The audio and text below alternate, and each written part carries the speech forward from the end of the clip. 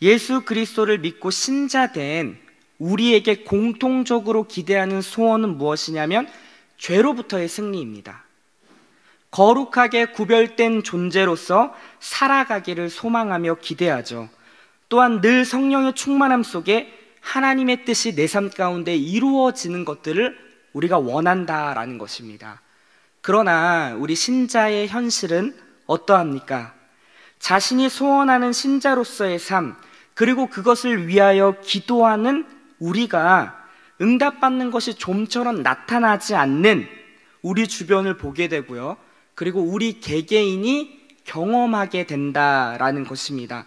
성령 충만을 위해 기도하고 죄에 대해서 승리하는 삶을 원하지만 구원받고 난 이후의 삶이 승리하는 삶보다는 실패처럼 보이는 우리의 현실을 마주하게 된다라는 것입니다. 그러한 우리의 현실이 우리를 당혹스럽게 하고 때로는 낙심과 좌절로 이끌어 간다라는 사실이죠. 그런데 이러한 모습들이 나타나는 이유는 성경에서 말하고 있는 신자의 구원의 완성을 하나님께서 어떻게 다루시는가를 우리가 놓치고 있기 때문에 낙심과 좌절한다라고 할 수 있습니다. 먼저 구원의 여정이 어떻게 시작되는지 우리 같이 잠깐 살펴보도록 하겠습니다. 우리 29절을 같이 한번 읽어볼게요. 시작.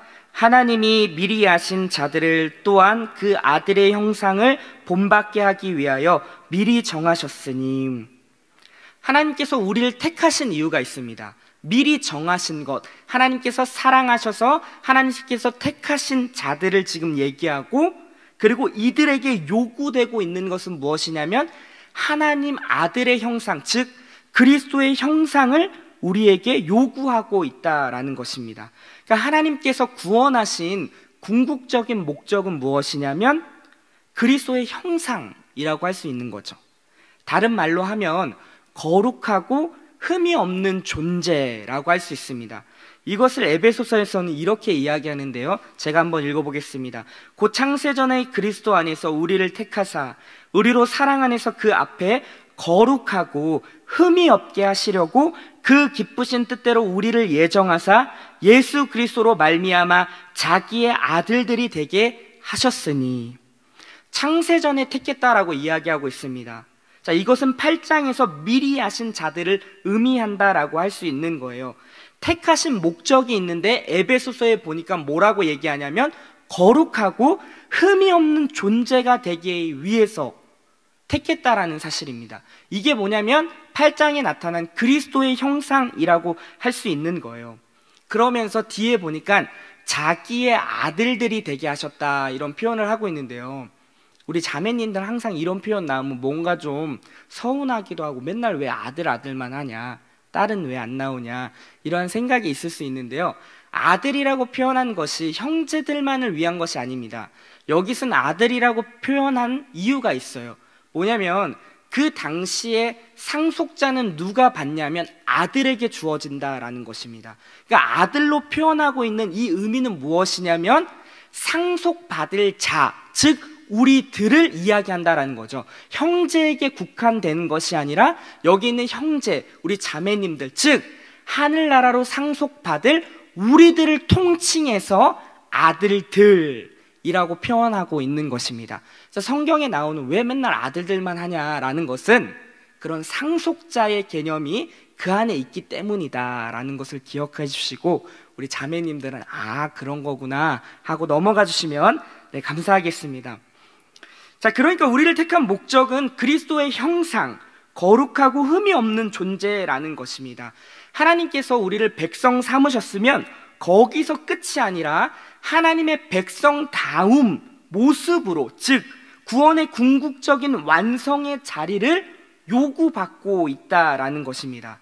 하나님의 백성이 된 것과 하나님의 백성다움은 다른 것이라고 많이 강조해서 이야기했는데요, 그러니까 우리의 현재 위치는 구원받고 난 이후 구원의 완성을 향해서 가고 있는 과정 속에 있다라는 것입니다.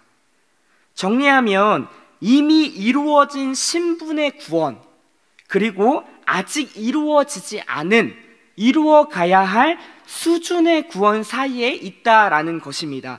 그래서 신자의 위치는 already, but not yet 이 사이에 있다라는 거예요. 이미와 아직 사이에 신자인 우리는 있다라는 것입니다. 신분으로서는 이미 이루어졌지만 신분에 걸맞은 수준은 아직 이루어지지 않은 상태, 온전한 그 궁극적 완성을 향해서 나아가고 있는 과정 속에 우리 모두가 있다라는 것입니다. 이것이 현재 신자인 예수 그리스도를 믿는 우리들의 위치라는 거예요.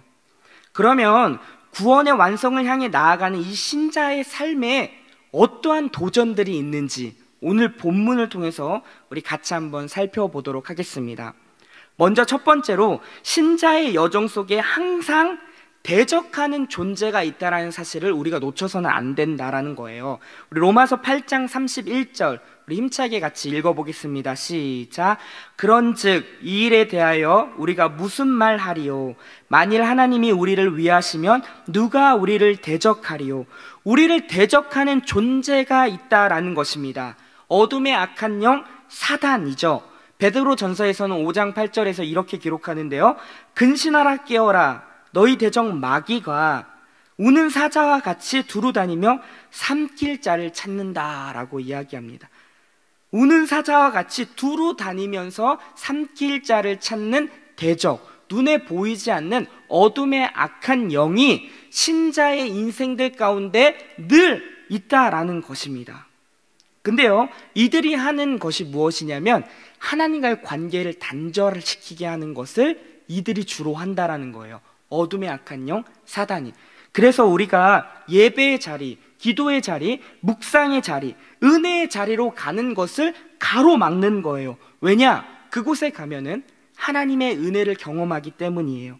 하나님의 뜻대로 살아갈 힘이 그 자리에 주어지기 때문에 그것을 막는 세력이 있다라는 것입니다. 어둠의 악한 영.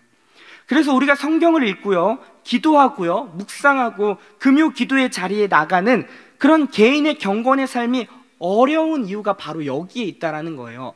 방해와 유혹과 공격이 있다라는 것입니다. 눈에 보이지 않습니다. 배후의 어둠의 악한 영이 그렇게 우리를 수도 없이 유혹하며 공격하며 대적한다라는 것이죠. 그래서 예배를 드리면 졸리고요, 말씀을 듣는 이 시간에 딴 생각이 나고요, 그리고 관기가 틀어져 교회에 나오기 싫고요, 그냥 귀찮다가 그렇게 하루 이틀 빠지면 점점 멀어진다라는 거예요. 그게 그냥 자연스럽게 내가 선택한 문제처럼 보이지만은 배후의 어둠의 악한 영이 우리의 삶을 그렇게 뒤흔든다라는 것입니다. 이러한 이유가 바로 사탄의 유혹과 공격 때문인 것이에요. 그래서 궁극적 완성을 향해 우리를 괴롭히고 방해하는, 공격하며 쓰러지게 하는 그 어둠의 악한 영이 있다는 사실을 우리가 기억하셔야 된다라는 겁니다. 그런데 너무나도 감사한 것은 8장 31절에 이렇게 기록되어 있는데요, 제가 다시 한번 읽어볼게요. 그런즉 이 일에 대하여 우리가 무슨 말 하리요? 만일 하나님이 우리를 위하시면, 하나님이 우리를 위한다라는 사실이에요. 수많은 대적이 우리를 넘어뜨리려고 하나님과의 관계를 단절시키기 위해 수많은 것들을 공격하고 유혹하고 대적하지만 하나님이 우리를 위하신다라는 사실이 우리에게 위로가 된다라는 것이죠. 온 만물의 주인이시고 통치자가 되시는 그 하나님께서 우리 아버지가 되시며 그 하나님 아버지가 우리를 위하고 우리의 편이 되신다라는 것을 지금 성경이 기록하고 있다라는 것입니다. 그 하나님께서 작정하신 그 구원의 완성은 그래서 변개될 수 없고 실패할 수 없다라는 것을 이야기하고 있다라는 거예요. 구체적으로 하나님이 우리를 어떻게 위하시는지 32절에 기록되어 있는데 우리 같이 한번 읽어보겠습니다. 시작. 자기 아들을 아끼지 아니하시고 어찌 그 아들과 함께 모든 것을 우리에게 주시지 아니하겠느냐. 독생자 예수님, 하나뿐인 그 자기 아들을 아낌없이 주면서 구원 사역을 이루시는데 누가 감히 대적하느냐라고 이야기하는 거예요. 모든 것을 우리에게 주신다라고 지금 이야기하잖아요.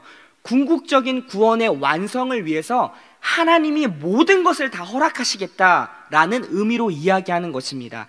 자기의 아들까지 내주셨는데 그 모든 것, 그 구원의 완성을 위해서 하나님은 그 모든 것 또한 우리 가운데 베풀 수 있다라는 것을 지금 이야기하고 있다라는 것입니다.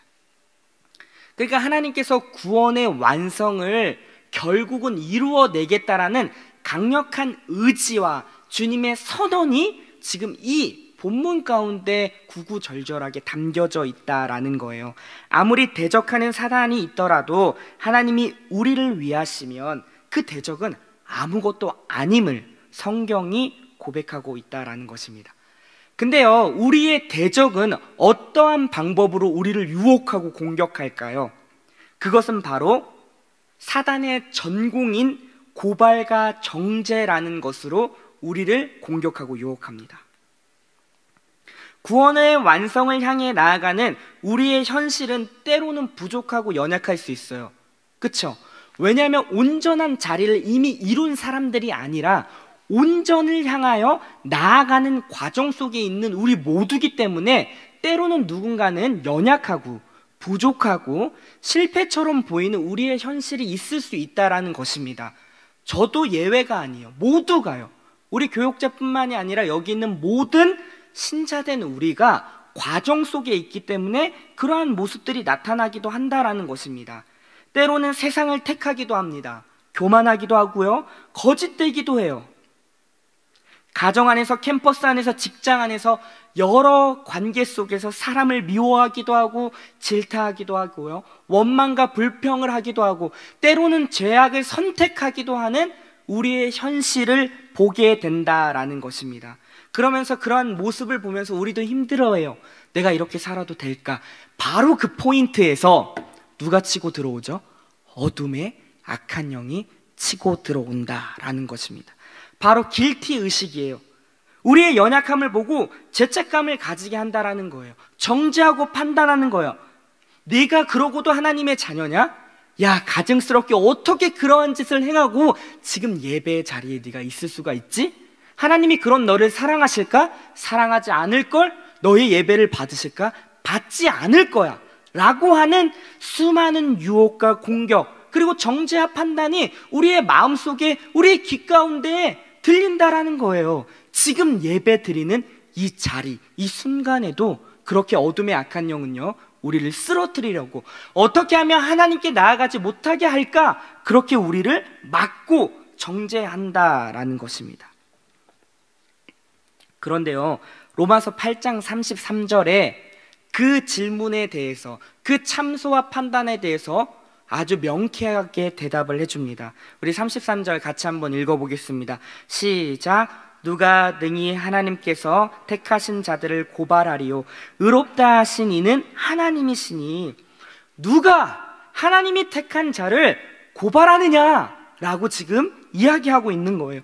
의롭다 하신 이는 하나님이신데 누가 하나님께서 택한 자를 고발하냐라고 지금 이야기하고 있다라는 것입니다. 그런데 여기서 의롭다 하시다라는 이런 표현이요, 우리가 의로울 만한 어떤 행위와 그런 행동을 했기 때문에 의롭다 허락하신 것이 아니에요. 그것과 상관없이 주님께서 명하신 것입니다. 그래서 우린 이걸 법정 용어라고 하거든요. 의롭다 칭함을 받다, 죄인, 정길령, 의롭다. 그럼 의로운 거예요. 내 상태와 상관없이 나 여전히 부족하고 연약하고 죄된 모습이 있을 수 있지만 하나님, 영원한 심판주 되신 그분이 의롭다 칭하시면은 그걸로 된 겁니다. 끝난 거예요. 그러니까 나의 어떠함과 상관이 없다라는 것입니다. 이것은 옳고 그름의 문제가 아니요, 관계의 문제인 거예요. 너는 내 아들이다. 나의 하늘나라를 상속받을 내가 택한 나의 자녀다라는 것을 이야기하고 있는 거예요. 그렇게 우리를 부르시고 대하시며 선언하셨다라는 것입니다. 제가 우리 청년들과 많이 나눈 예화가 있어요. 한 번 더 나누겠습니다. 한 나라에 왕이 있었습니다. 어느 날 왕이 도시를 도는 거예요. 근데 이제 왕이 이쪽 저쪽 잘 살피다가 눈에 들어온 한 사람이 있었는데 바로 거지였습니다. 그 거지를 보는 순간 왕의 마음에 긍휼한 마음이 굴뚝같이 막 올라오는 거예요. 그래서 신하를 보내서 저자를 데리고 와라. 오늘 내가 거지였던 자를 오늘부로 내가 왕자로 삼겠다. 이렇게 이야기한 겁니다. 자, 여기서 보십시오. 한 나라의 왕이 내가 이제 거지였던 자를 왕자로 삼겠다라고 칭하면 그 거지였던 신분은 어떤 겁니까? 왕자입니까? 거지입니까? 왕자죠. 왕이 그렇게 칭하면 그 신분은 거지가 아니라 왕자인 것입니다. 근데 여전히 그 거지였던 왕자가 된 사람은 거지의 습성이 있을까요? 없을까요? 있죠. 그렇게 명한다 할지라도 순간 단번에 나는 이제 왕자답게 살아야지가 안 될 겁니다. 옛 습관이 있다라는 거예요. 여전히 거지 근성이 나타나고 거지의 모습들이 나타나요. 그러나 그 자의 신분은 왕자입니다. 왜요? 왕이 그렇게 명했으니까요. 누가 고발해도 소용없어요. 아니, 왕이시여, 저자를 보시옵소서. 여전히 거지 같은 짓을 합니다. 괜찮아. 내가 왕자로 칭했으니까. 누가 고발을 하든 누가 정죄를 하든 상관없어요. 한 나라의 왕이 그렇게 칭하면 그것과 상관없이 그의 신분은 왕자인 것입니다. 이렇게 주님이 우리를 의롭다 하셨다라는 거예요. 우리를 그렇게 불러주셨다라는 것입니다. 그래서 로마서 앞절에서 이렇게 기록하는데 우리 30절을 같이 한번 읽어보겠습니다. 시작. 또 미리 정하신 그들을 또한 부르시고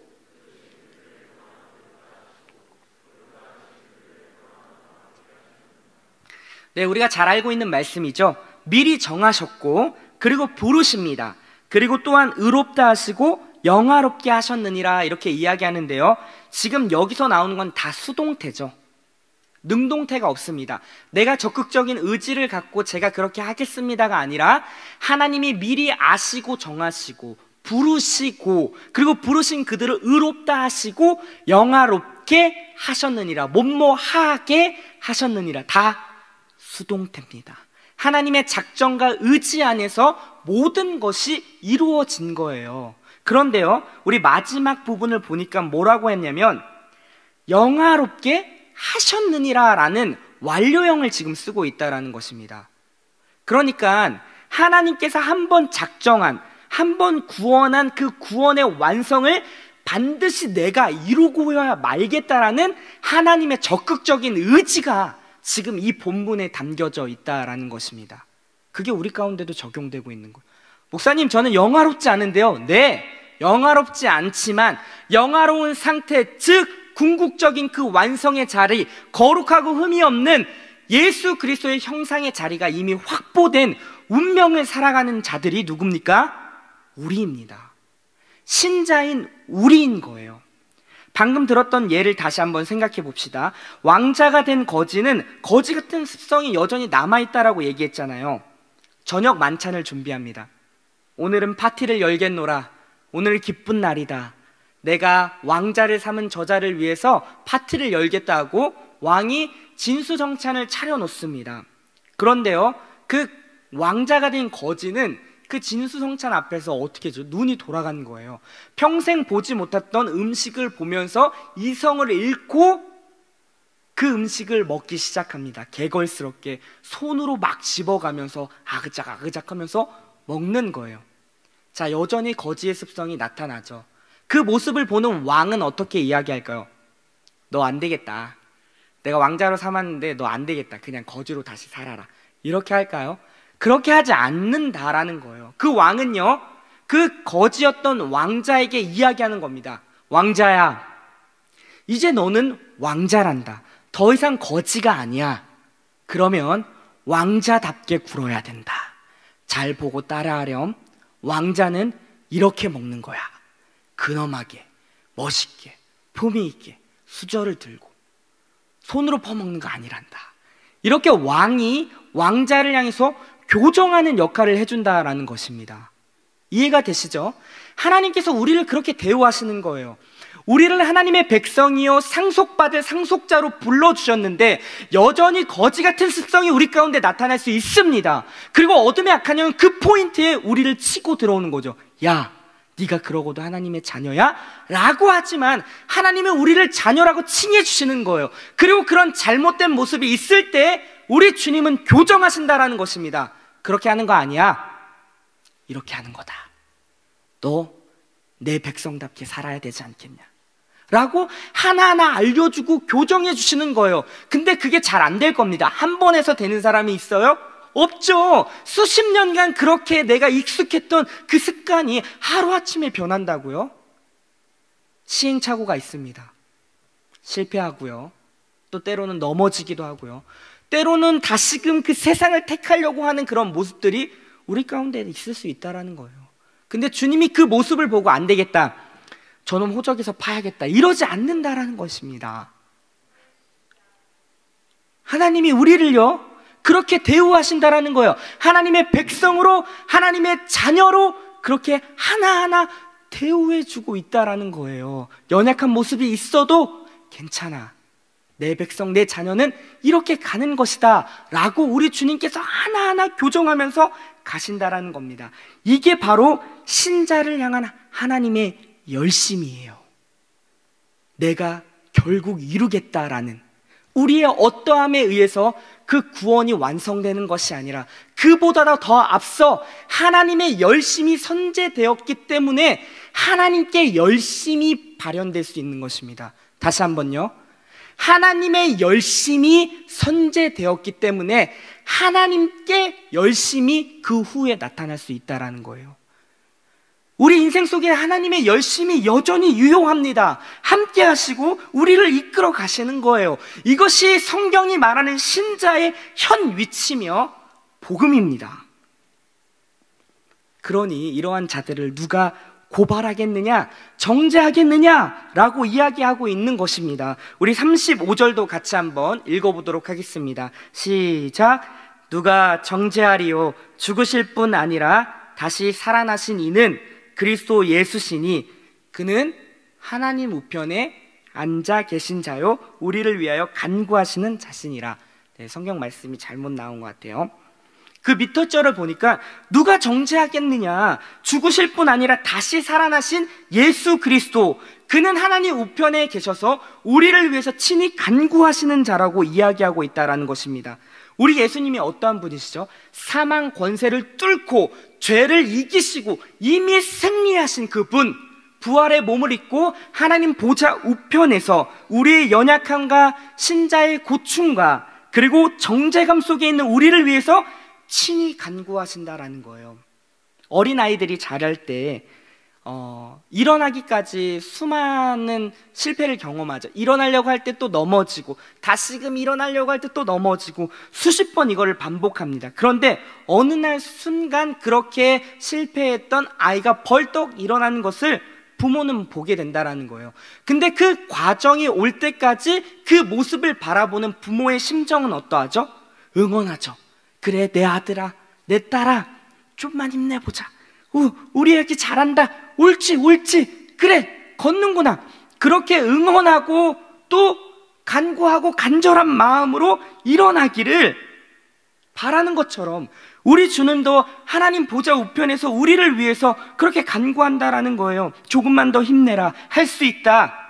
쓰러진 우리, 실패처럼 넘어진 우리에게 찾아오셔서 다시 한번 해보자. 힘내자. 응원하고 격려하시며 우리를 위해서 친히 간구하고 있다라는 것입니다. 내 아들은 내가 책임진다.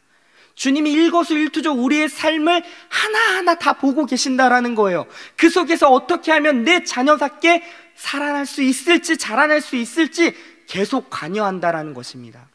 어둠의 악한 영이 아무리 우리를 공격하고 고발하고 유혹한다 할지라도 우리 주님께서 그것을 막아주시고 그것에 대해서 간구하시며 나아가고 있는 거예요. 사망 권세를 이기신 주님의 승리가 우리의 것이다 라는 것을 주님이 우리 가운데 알려주는 것 아닙니까? 우리 요한복음 16장 33절에 이렇게 기록되어 있는데 우리 같이 한번 읽어보겠습니다. 시작. 이것을 너희에게 이르는 것은 너희로 내 안에서 평안을 누리게 하려 함이라. 세상에서는 너희가 환난을 당하나 담대하라. 내가 세상을 이기었노라. 세상에서 환난을 당할 수 있습니다. 그러나 우리 주님께서 우리에게 요구하는 담대하라. 내가 세상을 이기었다. 이미 사망 권세를 뚫고 이기신 그분이 하늘 보좌 우편에서 우리를 위해서 친히 간구하시며 이미 승리의 운명을 확보한 우리 인생을 응원하고 계신다라는 것입니다. 매번 쓰러지고 실패처럼 보이는 우리 현실일 수 있지만, 느껴지지 않지만 하늘에 계신 우리 주님께서 매 순간마다 우리를 위해서 간구해 주시는 그 주님이 있다라는 거예요. 그러니 누가 정죄하리요? 누가 고발하겠느냐? 우리를 위하시고 우리와 함께 하시며 우리의 승리로 지금 이끌어 가시는 그 주님의 열심과 신실하심이 우리의 인생 가운데 버젓이 지금 놓여 있는데 누가 우리를 정죄하고 고발하느냐라고 지금 이야기하고 있다라는 것입니다. 주님이 우리를 여전히 사랑한다라는 거예요. 부족한 우리의 인생일지라도, 혹여나 지금 우리의 삶이 연약한 삶 속에서 낙심되고 좌절되는 우리 성도님들이 계십니까? 나의 죄된 모습들, 반복된 죄악된 나의 현실로 인해서 낙심하고 좌절하는 분이 있다면 이 하나님의 음성을 오늘 다시금 들으시고 일어날 수 있었으면 좋겠습니다. 하나님과 우리와의 관계가 무엇인지를 우리가 매일매일 점검하고 다시금 인지하셔야 돼요. 나의 정체성이 무엇인지. 하나님은 우리의 아버지가 되십니다. 그리고 우리는 그분의 자녀인 것이에요. 이 만물의 주인이시며 통치자 되신 그분이 우리를 그렇게 대우하신다라는 사실입니다. 그리고요, 주님께서 우리를 언제 사랑하셨는지를 매번 기억하시길 바랍니다. 로마서 5장 8절입니다. 우리 큰 소리로 같이 한번 읽어볼게요. 시작. 우리가 아직 죄인 되었을 때 그리스도께서 우리를 위하여 죽으심으로, 우리가 아직 죄인 되었을 때 주님이 사랑하셨다라는 거예요. 이 대조를 항상 기억하시길 바랍니다. 죄인일 때는요, 아무런 조건이 없을 때, 최악의 조건일 때예요. 하나님 찾지도 않고 내 마음대로 내가 주인 되어 살아가는 그 인생, 최악의 조건일 때 하나님이 먼저 우리를 사랑하셨다가 로마서 5장 8절에 우리가 아직 죄인 되었을 때예요. 근데 우리의 지금 상태를 보십시오. 최악의 상태보다 지금은 낫잖아요. 그래도 하나님 존재를 알잖아요. 그리고 우리가 주님을 믿는다라고 고백했잖아요. 요 간격을 아시겠습니까? 최악일 때도 사랑했는데 지금은 안 사랑하겠느냐라는 거예요. 당연히 지금도 사랑하죠. 요 대조를. 죄인 되었을 때, 최악의 조건일 때도 사랑했는데 그보다 나은 지금은 당연히 우리 주님께서 사랑하시며 우리를 위하신다라는 거예요. 내 감정과 나의 상태로 인해서 우리가 그렇게 느껴질 수 있어요. 그리고 길티 의식, 어둠의 악한 영이 수도 없이 정죄하고 참소하고 판단하기 때문에 거기에 매이면 하나님이 날 사랑하지 않을 것 같아 라는 느낌이 들 수는 있지만 아니라는 말입니다. 하나님 여전히 우리를 사랑하시고 우리를 위하신다라는 거예요. 어제나 오늘이나 영원까지 동일하게 변함없이 그분의 신실하신 사랑은 오늘도 유효하며 우리의 인생 속에 작동되고 있다라는 것입니다. 이 자리로 우리가 부름받은 거예요. 그러니까 이 사랑에서 그 어떠한 것도 끊을 수 없다라는 사실이 그 밑에 나옵니다. 이런 대적 사탄의 수많은 공격과 유혹 속에서도 하나님의 사랑에서 그 어떠한 것도 끊을 수 없다라는 것을 우리 가운데 다시 한번 인지시켜 준다라는 것입니다. 이것이 우리에게 복음인 거예요. 신자의 정체성입니다. 그 어떠한 것으로도 끊을 수 없는 하나님의 사랑으로 우리가 묶여진 것입니다. 그래서 그 뒤에 나오는 그리스도의 사랑에서 끊을 수 있을 거라고 생각되는 대표적인 인생의 질고 7가지가 나오는데요. 우리 35절인 것 같습니다. 우리 같이 한번 읽어보겠습니다. 시작. 누가 우리를 그리스도의 사랑에서 끊으리요? 환난이나 곤고나 박해나 기근이나 적신이나 위험이나 칼이랴. 네, 7가지가 나오죠. 환난이 무엇입니까? 외적인 환경의 압력과 고난인 거예요. 외부적인 환난도 있어요. 예상치 못한 일들이 벌어지고요. 때론 내적 환난이 있습니다. 죄된 모습으로 인해서 나에게 죄책감과 힘듦이 계속 반복되는 그런 환난. 곤고는 무엇입니까? 통제할 수 없는 어떤 문제로 인해서 내 마음 상태가 지금 극심하게 불안하고 걱정한 상태를 이야기하는 거예요. 박해는 무엇이죠? 신앙의 이유로 가해지는 여러 가지 위협과 고통을 이야기할 수 있습니다. 기근은 무엇이죠? 굶주리는 거예요. 적신은 가난함을 이야기합니다. 그리고 위험은 잘 알고 있죠? 그리고 칼은 죽음의 위협이라는 것입니다. 이게 초대교회의 로마의 10대 박해에 해당되는 것들이에요. 근데 이런 것이 올지라도 그리스도의 사랑에서 끊을 수 있다 없다? 없다라는 것을 이야기하는 거예요. 오늘도 여전히 우리 인생 속에서 나타나지 않습니까? 외적인 환경의 요소들, 그로 인한 마음의 불안과 걱정, 질병의 고통, 통제할 수 없는 상황들, 예수를 믿는다라는 이유로 핍박과 손해와 때로는 질타를 받는 우리의 상황, 여전히 풀어지지 않을 것 같은 내 상황과 환경들, 가정 안에서 예수를 믿는다라는 이유로도 부모님에게, 때로는 우리 친지들에게 핍박받고 있는 우리의 삶. 네가 이렇게 어려움 당하는데도 잘 섬길 수 있나 보자 라고 끊임없이 어둠의 악한 영이 우리를 공격하고 대적하고 있다라는 거예요. 불이익과 조롱, 심지어 생명까지도 위협받을 상황들이 있을 수 있다라는 겁니다. 그런데요, 여러분, 하나님께서 왜 이런 것을 허락하실까요? 전능하시고 온 만물을 통치하시는 만물의 주인 되신 주님이라면 이것을 막아주실 수 있을지 않을까요? 물론 맞습니다. 그런데 주님이 우리 인생 속에 그런 것들을 허용하신다라는 거예요. 왜 이것을 우리 가운데 허용하실까? 이게 잘 또 정리가 돼야 됩니다. 구원의 완성을 위해서 고난은 우리에게 필수적이기 때문입니다. 아, 목사님 그거 별론데요. 별로더라도 받아들이셔야 돼요. 궁극적 완성을 위해서 하나님께서 허용하시는 것이 우리 인생 속에 고난을 허용하신다라는 거예요. 이미와 아직 사이에 있는 신자의 현실이 바로 그런 것입니다. 로마서 5장은 이렇게 기록하고 있는데요, 제가 로마서 5장 1절부터 4절을 하나하나 읽어볼게요. 그러므로 우리가 믿음으로 의롭다 하심을 받았으니 우리 주 예수 그리스도로 말미암아 하나님과 화평을 누리자. 이게 뭐냐면 신분의 구원입니다. 신자가 된 거예요. 예수 그리스도로 말미암아 믿음으로 의롭다 하심을 받은 겁니다. 자, 두 번째, 자 2절입니다. 또한 그로 말미암아 우리가 믿음으로 서 있는 이 은혜에 들어감을 얻었으니 하나님의 영광을 바라고 즐거워한대요. 하나님의 영광은 무엇이냐? 궁극적인 완성의 자리를 우리가 바라보고 즐거워하는 것입니다. 왜요? 그 궁극적 완성이 이미 확보된 운명을 살아가니까요. 그리스도 예수 안에서 이미 확보된 자들이 우리라는 거예요. 그래서 그것을 바라고 우리가 즐거워한다라는 거예요. 신분의 구원과 그 수준의 구원 사이에 있는 우리의 현실, 이미와 아직 사이에 있는 이 현실이 3, 4절에서 어떻게 기록하냐면 이렇게 기록합니다. 3절 제가 한번 읽어볼게요. 다만 이뿐만이 아니라 우리가 환난 중에도 즐거워할 수 있나니 이는 환난은 인내를 연다는 소망을 이루는 줄 알미로다. 그 과정 속에 있는 신자의 현실이 뭐래요? 환난이래요. 환난 속에서도 우리가 즐거워할 수 있다는 것입니다. 왜요?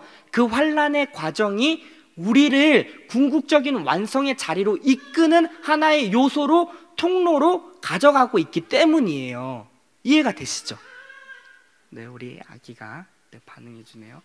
네, 자, 그렇게 가는 것입니다. 네, 괜찮으시죠? 네, 자, 괜찮습니다. 네, 저를 바라보시고 네, 같이 가볼게요. 그 과정 속에 있다라는 거예요. 환난은 인내를 연다는 소망을 이루는 거예요. 근데 왜 환난 중에도 즐거워할 수 있냐? 그 환난이라는 요소가 우리를 소망의 자리로 이끈다라는 거예요. 환난이 무엇이냐면 아까도 얘기했듯이 외적과 내적 환난이 있다라는 거예요. 때로는 우리 가운데 세상에 많은 것들이 도전하고 유혹하고 공격하죠. 그래서 우리는 세상의 것도 선택하기도 하고요, 죄를 선택하기도 하고 교만하고 거짓되고 하는 모습들이 우리 가운데 나타날 수 있다는 거예요. 근데 그런 환난의 과정이 인내를 경험케 하는데, 인내는 무엇이냐면 경험입니다. 경험. 우리 삶 속에서 경험하는 거. 아, 내가 세상을 선택했더니 세상이 주는 그런 화려함 끝에 오는 허무와 공허함이 있더라. 내게 만족을 줄 수 있을 것만 같은 그 세상을 내가 택했는데 알고 봤더니 그거 안에서는 만족이 없구나 라는 것을 경험하는 거예요. 그러한 가정, 인내 속에서 우리가 어떻게 되냐면 연단되는 것입니다. 연단은 무엇이죠? 정금과 같이 되는 뜨거운 그 불에 들어갔다 나오는 과정이죠. 근데 그러한 과정 속에서 어떻게 돼요? 불순물들이 하나하나 제거가 되는 것입니다. 그러면서 결국 어떻게 되죠? 주님이 원하시는 궁극적인 소망의 자리로 우리가 가게 된다라는 거예요. 이것이 신자들에게 허락된 과정이라는 것입니다.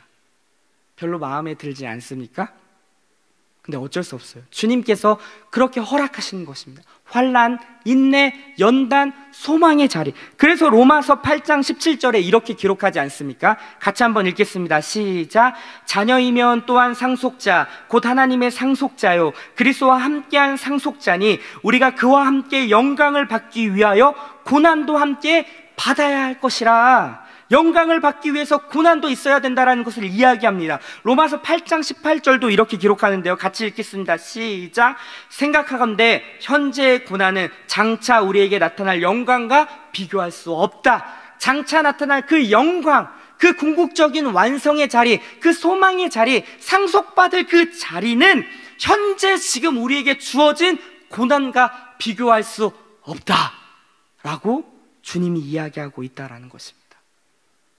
주님이 그래서 허용하시는 거예요. 막으실 수 있는 전능하신 분이지만 우리 개개인의 다른 정황 속에서 나타나는 고난과 아픔, 상처, 여러 가지 어려움들을 허락하신 이유가 바로 이것 때문이라는 거예요. 그런데요, 우리가 넉넉히 이길 수 있는 것입니다.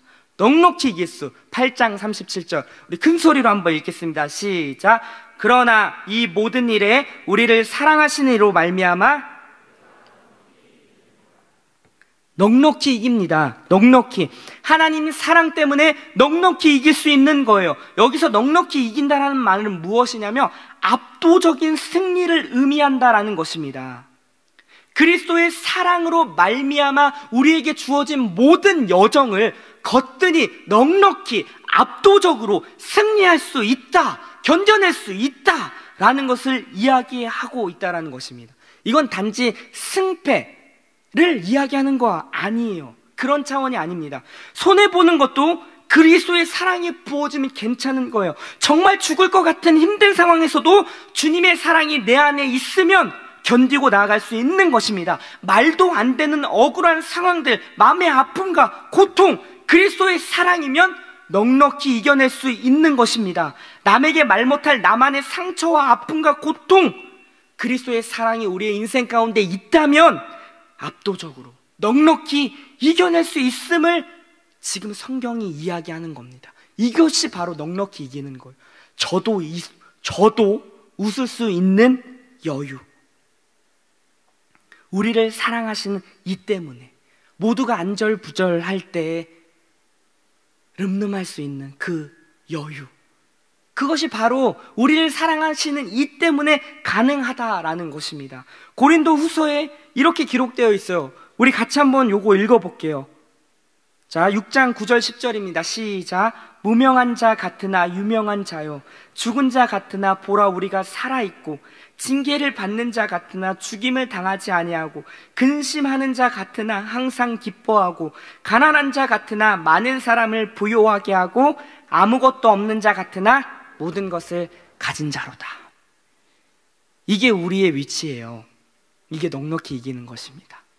그리스도의 사랑 때문에 무명한 자 같으나 유명한 자고 죽은 자 같으나 살아있는 자고 근심을 하는 자 같으나 항상 기뻐하고 가난하고 없는 자 같으나 우리를 통하여 많은 사람이 부욕해 되고 아무것도 없는 것 같지만 다 가진 자. 이게 우리입니다. 그리스도의 사랑을 받은 우리예요.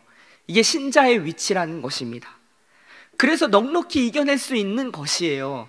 여러분, 여전히 우리의 삶이 버겁고 힘겹고 녹록지 않습니까? 하나님의 사랑이 여전히 우리의 인생 가운데 유효하다는 사실 놓치지 마시기 바랍니다. 그 사랑이 있으면 우리 넉넉히 이길 수 있는 거예요. 그 어떠한 것을 다 가져가도 그것을 끊어낼 수 없다라고 로마서 8장은 선언하고 있는 것입니다. 우리 마지막 이거 읽고 마무리하겠습니다. 8장 38절 39절 읽겠습니다. 시작.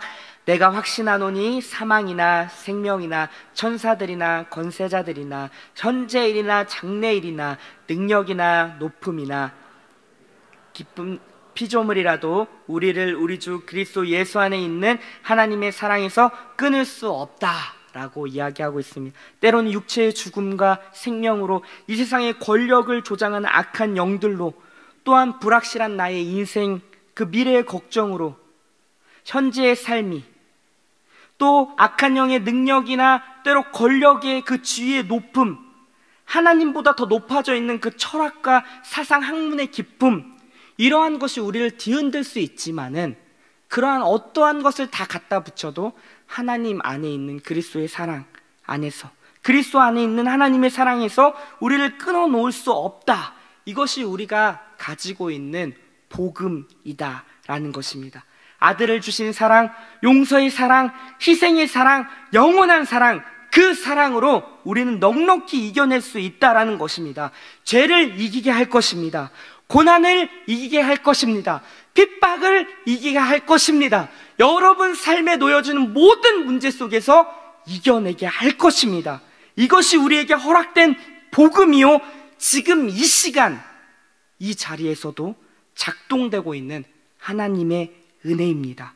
부디 이 복음이 우리 안에서 잘 정리되어 우리에게 주어진 삶과 대적 사탄의 핍박 속에서도 넉넉히 이겨내고 또 견뎌내고 승리하는 우리 모두가 되기를 주님의 이름으로 축원합니다. 우리 같이 한번 이 시간 찬양 부르시고 오늘 들은 말씀을 좀 기도로 다시 한번 올려드렸으면 좋겠습니다.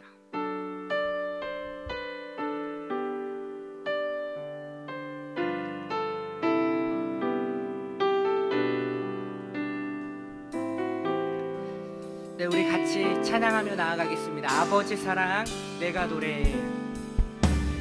아버지 사랑 내가 노래해. 아버지 은혜 내가 노래해.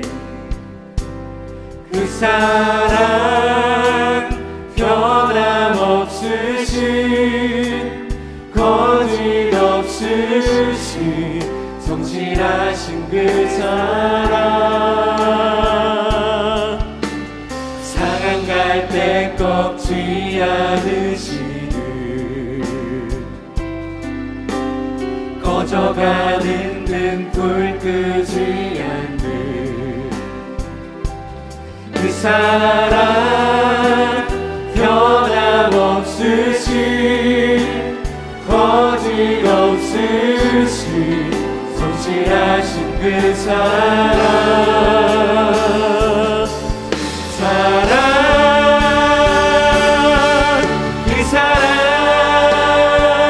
날 위해 죽으신, 날 위해 가시는 예수 그리스도, 다시 오실 그 사랑, 죽음도 생명도 천사도 하늘의 어떤 것에도 끊을 수 없는 영원한 그 사랑, 예수, 그 사랑 날 위해 죽으신, 그 사랑 날 위해 죽으신, 날 위해 다시 사신 예수 그리스도, 다시 오신 그 사랑, 죽음도 생명도 천사도 하늘의 어떤 것에도 끊을 수 없는 영원한 그 사랑, 예수. 죽음도 생명도 천사도 하늘의 어떤 것에도 끊을 수 없는 영원한 그 사랑, 예수. 자, 우리 같이 한번 기도합시다. 오늘 주신 하나님 말씀을 기억하며 여전히 유효한 그 그리스도의 사랑으로 우리는 넉넉히 이길 수 있습니다. 여러분, 버겁습니까? 힘겹습니까? 녹록치 않은 여러분의 인생입니까? 괜찮습니다. 오늘 이 시간 여전히 유효한 그 그리스도의 사랑을 우리가 다시금 바라봅시다. 그 어떠한 것으로도 끊을 수 없는 영원한 그 사랑, 예수 그리스도, 우리의 영원한 소망 되신 그 주님을 바라봅시다. 그럴 때 우리의 모든 삶의 영역에서 승리하며 압도적으로 거뜬히 넉넉하게 이길 줄 믿습니다. 우리의 삶을 좀 주님께 맡겨드리며 주님 그 사랑 안에 온전히 거하는 나의 인생이 될 수 있도록 붙잡아 주십시오. 우리 이러한 기도 제목으로 시간 함께 기도하며 나아가도록 하겠습니다. 기도합시다. 하나님 아버지, 시간 우리의 삶을